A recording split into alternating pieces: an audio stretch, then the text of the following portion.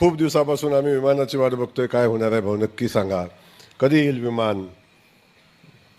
आता पटवारी साहेब विमान आलेलं आहे, विमानाने उड्डाण पण केलेली आहे. पण उड्डाण केल्यावर सुद्धा अजून अनेकांची इच्छा आहे की गोव्याचंच का चालू झालं, मग गोव्यात गेल्यावर कसं होणार, गोव्यातनं काहीतरी तस्करी होईल आणि गोव्यातनं आमची पिढी बिघडून येईल.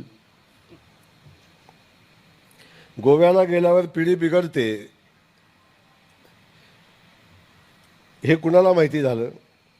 ते गोव्याला गेल्यानंतर बिघडून आले होते का? हे मला काही कोडं सुटलं नाही.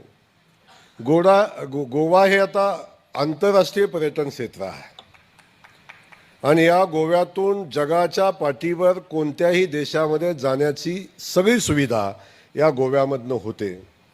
त्यामुळं गोव्यातनं आपण शक्य आहे तिथं सगळीकडे पोचू शकतो.